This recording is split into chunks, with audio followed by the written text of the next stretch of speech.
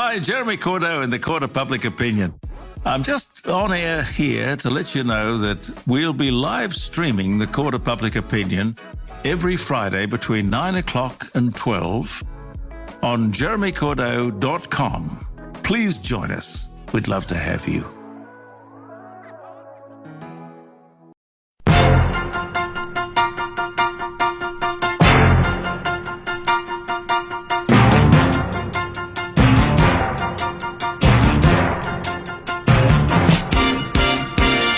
Hi everybody, the garage is here.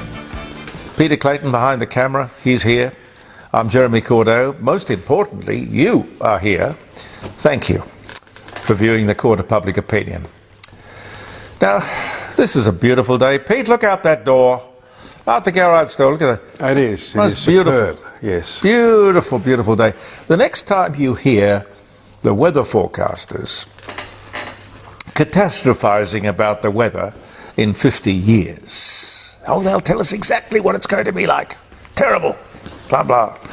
Remember how this very summer was going to be a shockingly hot, dry summer with desert conditions and temperatures. Bushfires. What rubbish. We have a month of summer left. And it's got to be the mildest, coolest summer I can remember. Not one day, I think. No, one day where the temperature was over 40 degrees. And usually here in South Australia we get about 15, sometimes 20. Over the years, that's the norm. Anyway, I wonder why we have to send a lot of kids to school for the very first time in the hot weather. But we do. But this summer was okay, is okay. 13,000 kids start their school life about now. Monday, some Thursday. Do you remember your first day at school? Do you, Pete? Yeah, I was terrified. Oh my God, yes. I would not let my mother out of my sight. Me too. The only reason I stayed in that classroom was that they put me by the window and I could look out and see my mother sitting, God bless her, sitting on a bench in the schoolyard.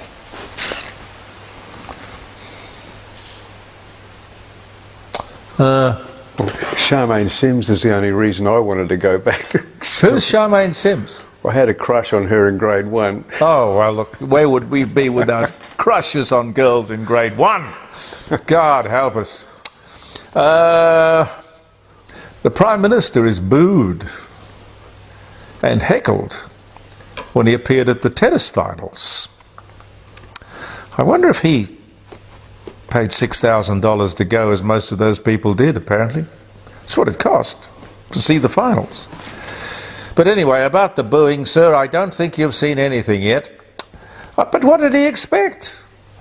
Mind you, I don't know where his political antenna was regarding the voice. He seemed to think that was going to be straight through. Anyway, I think he lost a bit of political skin on the way through. But that was also interesting. Jim Chalmers, the Treasurer, at the media conference on Monday, somebody asked him, cynically, what is the next on the list of broken promises? Is it going to be negative gearing? Well, the Treasurer gave the same sort of wishy-washy answer. We've got no plans, no discussions on changing the laws controlling negative gearing. Yeah, well, it's funny. I'm inclined, however, on this occasion to believe that promise. Because, you see, most of the Labour Party front bench in Canberra have between 3 and 7 investment properties. And you can look that up. Worth millions. And I would suggest, pardon me, rented out at a market rate. probably a high market rate. And I will bet that they are all negatively geared. So these people, and not exclusively, we all will do the best we can to look after ourselves. You can just bet they're looking after themselves. So I reckon negative gearing is probably pretty safe. But what does that tell you about the integrity of the Labour Party front bench? And the other thing that's worth mentioning, seeing as I brought up the subject of negative gearing, in the 1980s, Keating got rid of negative gearing. You might remember that.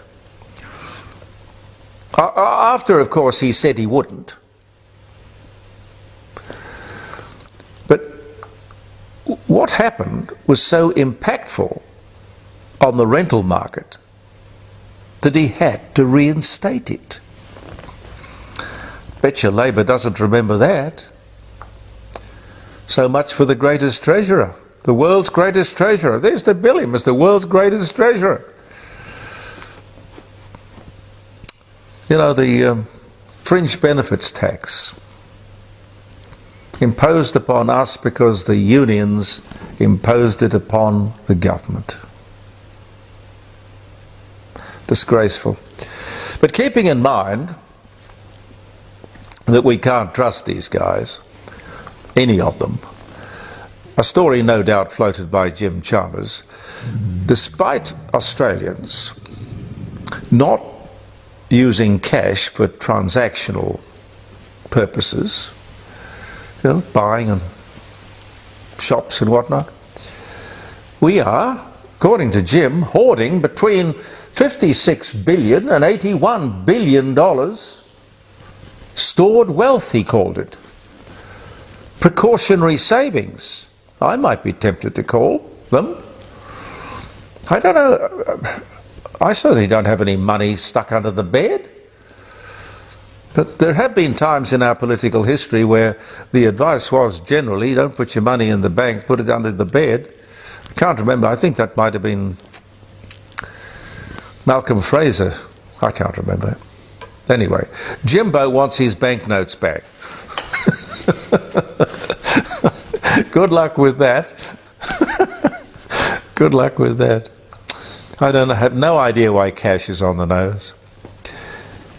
The John Howard inspired Future Fund, well run by Peter Costello. Now there was a treasurer. He's been running this Future Fund for 10 years. I don't know if you've heard this, but it's going to be run by Greg Combay. Greg Combay. Another job for the boys. Yes, I know they all do it. I know that. But that doesn't make it right. But this one is a doozy. Greg Combay, chairman of the Future Fund.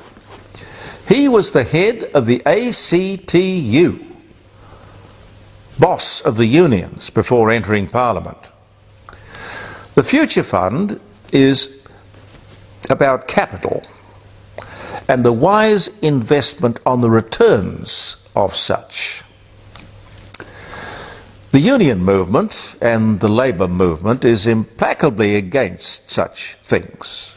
Profit and capitalism, I mean, or they say they are. They say they are. I don't know about the investment properties among the front bench of the cabinet. I don't know how they explain that. They probably just don't bring it up.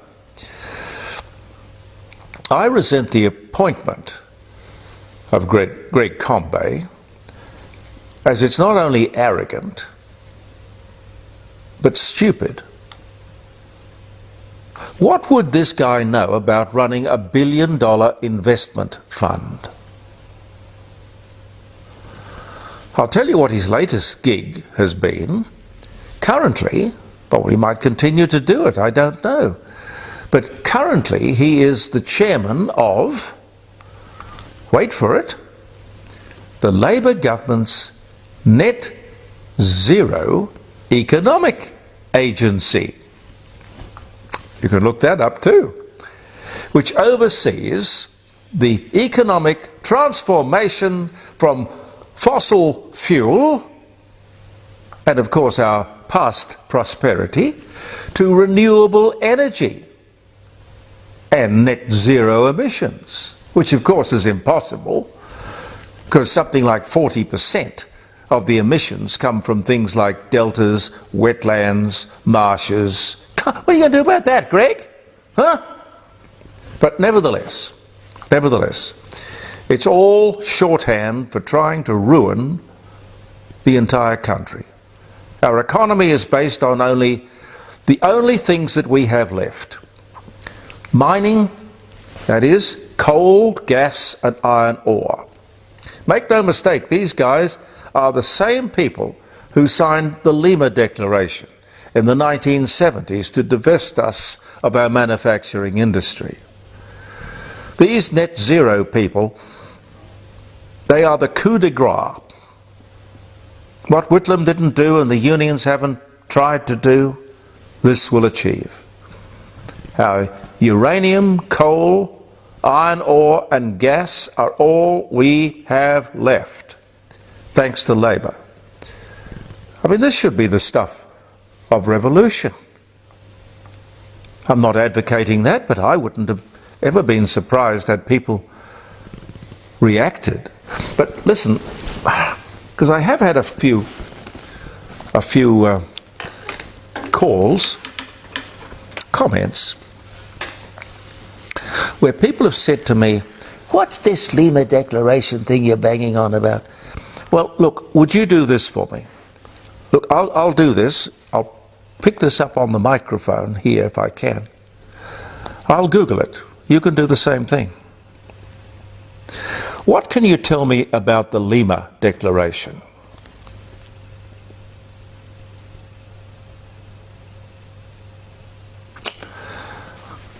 She's not going to talk to me. I'll read it to you, but you can look at it. In 1975, the Whitlam government signed the United Nations Lima Declaration, through which the Australian government sold out, their words, not mine, sold out Australian industries and workers by specifically agreeing to transfer manufacturing to third world countries, supposedly to help them develop. That's treason. And the trade union movement helped Whitlam do it. And that's the sort of thing that would get you stood up in front of a firing squad, I would think. Anyway, look, do me a favour, Google it, find out, Lima Declaration, find out, you read it, you tell me why this is not a disgrace that we all, as Australians, proud Australians, should be talking about. Craig James, chief economist with ComSec, which is the Commonwealth Bank, you know, the economic think tank people. I'm going to try and get him on the show on Friday. Craig James, very good people. I'm just trying to think. The last time I saw Craig was in this very room, the garage, when we were doing the Court of Public Opinion on Channel 44. I remember he came in with a couple of his people and we had a long discussion about the economy. But I digress. Craig James, he has said, through his think tank, that South Australia is the #1 best performing economy in the country. Wow! Now this rating system has been going for 15 years. We have never been #1 before. Apparently, it is all thanks to population growth.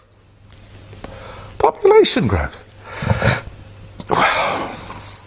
Oh, maybe.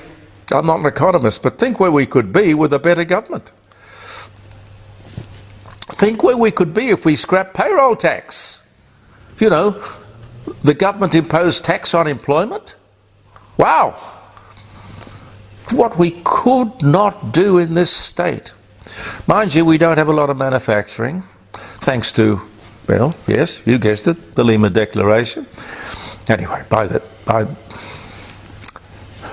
way, the ABC, got to talk about this if I've got the time.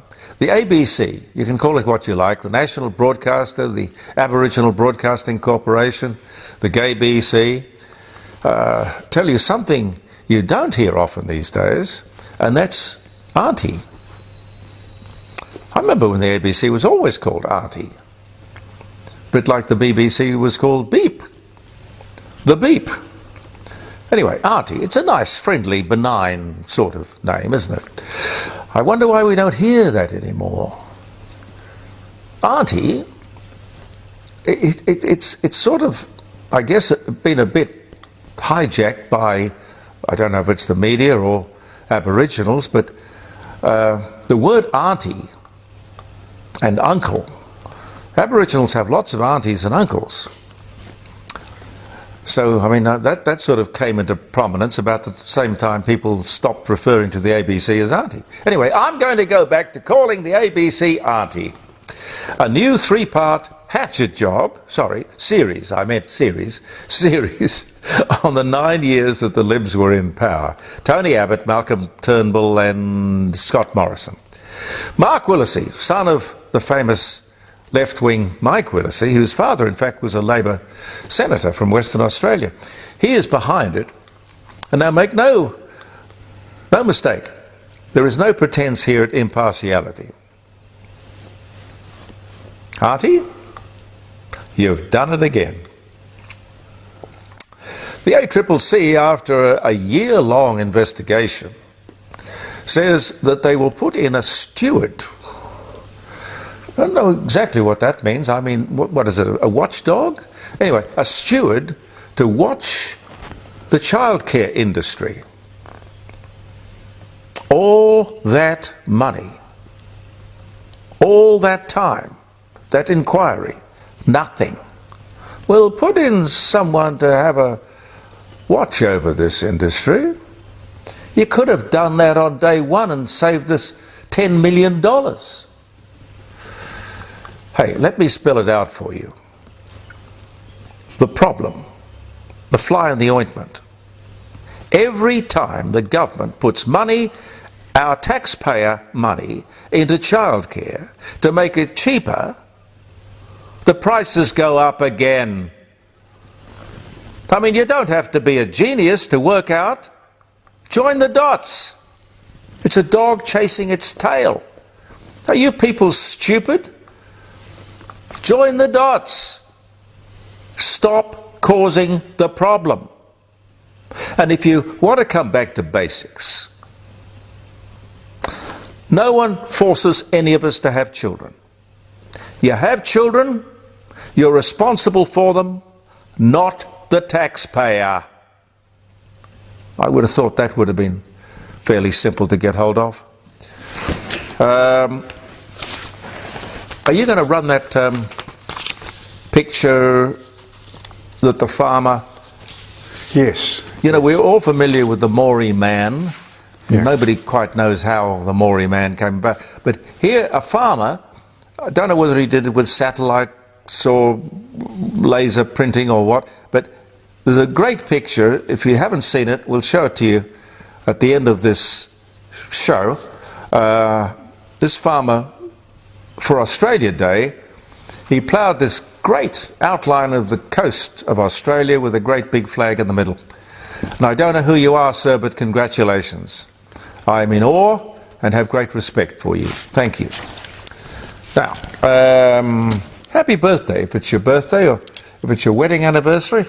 Hope it's been a nice day, or depending on what time you're viewing this and where you're viewing it. Here, where I am, it's the 31st of January.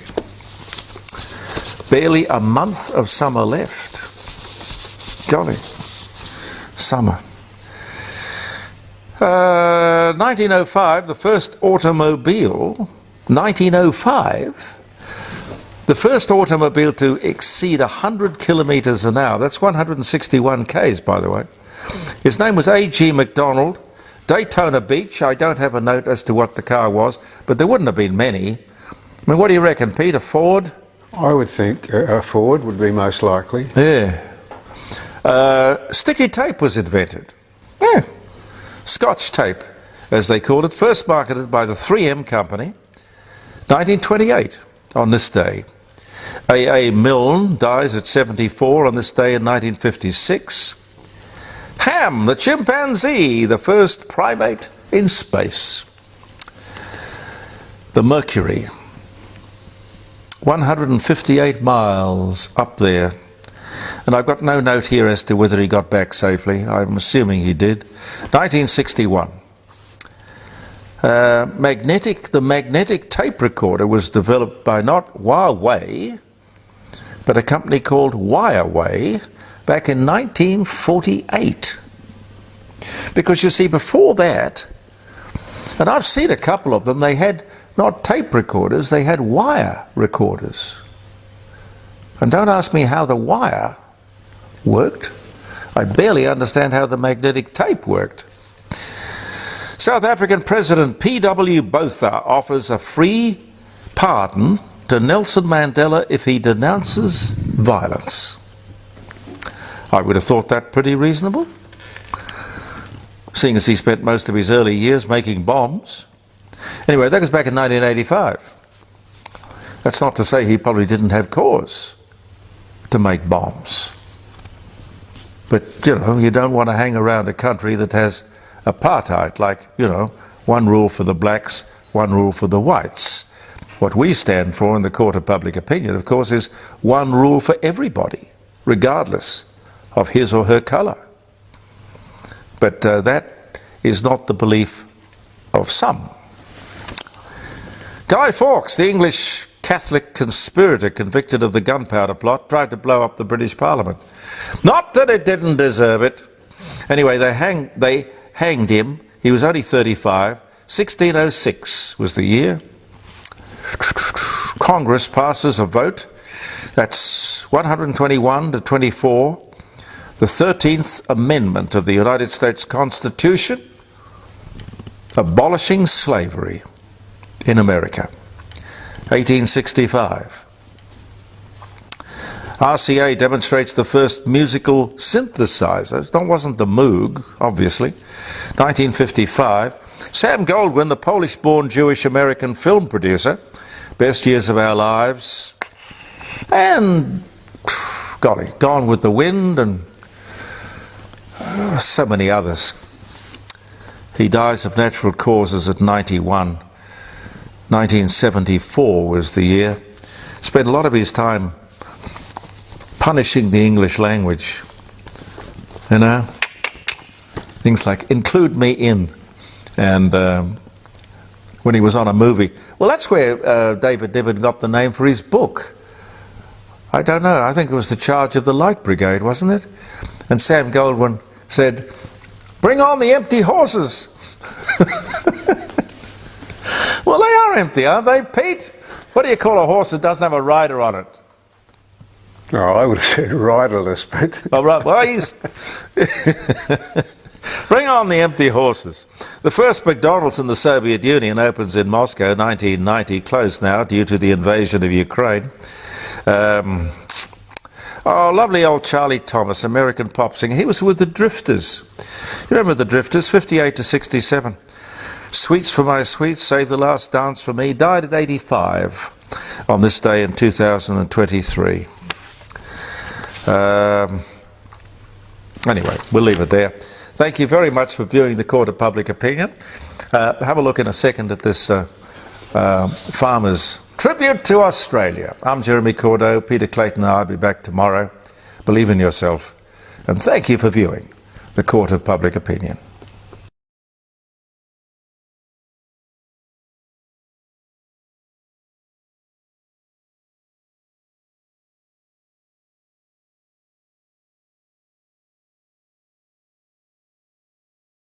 Hi, Jeremy Cordeaux in the Court of Public Opinion. I'm just on air here to let you know that we'll be live streaming the Court of Public Opinion every Friday between 9 o'clock and 12 on jeremycordeaux.com. Please join us. We'd love to have you.